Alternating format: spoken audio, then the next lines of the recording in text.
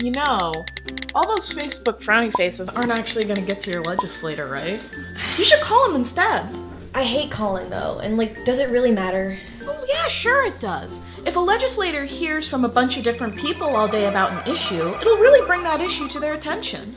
I've actually made a lot of calls myself. No, you haven't. I totally have.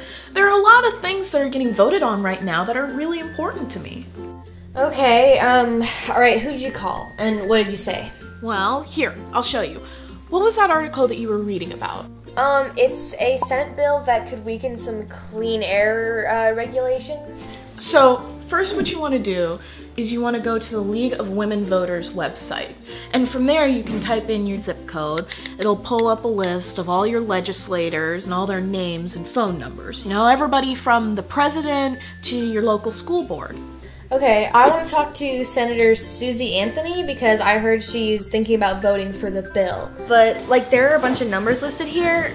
Do you know which one I should use? Well, it's probably best if you called either the local office or the state office rather than the DC one. You're just more likely to get a person to talk to.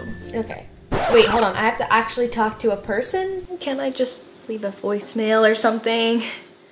You might get to leave a voicemail, but talking to a person isn't all that bad.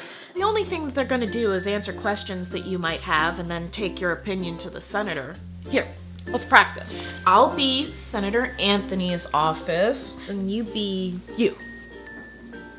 We're great. Hello, this is Senator Anthony's office. How may I help you?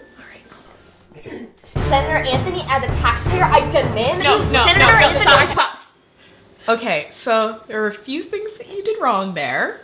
First of all, you're not going to be talking to Senator Anthony. You know, she's a very busy congresswoman, so she has staff people to answer calls for her, you know, just to help with her workload. And second, don't yell. That's a really jerk move. And these guys, they're people too. They pay taxes as well. Let's try take two this time without yelling. All right. Hello, this is Senator Anthony's office. Could you tell Senator Anthony that she has to vote against that, like, stupid bill that would let companies pollute the air? I'll be certain to let the senator know. Is there anything else, miss? Nope, that's it. All right, bye. Was that any good? It was okay. It's kind of better to, like, back up your opinion with something substantial rather than just, it's stupid. Didn't you tell me before that you have a personal story with air pollution? Yeah, my family has asthma, and it gets a lot worse when they go to polluted cities. You should say that. See, that's the sort of, like, first-hand information that only somebody like you who's experienced it can provide. If you don't tell Senator Anthony, then who will? I guess you're right, but I'm just a high schooler. Will she even care? I mean, you're a future voter, right? Our opinions don't really matter unless we go out and vocalize them to people, you know? But what if they argue with me or ask me a bunch of questions?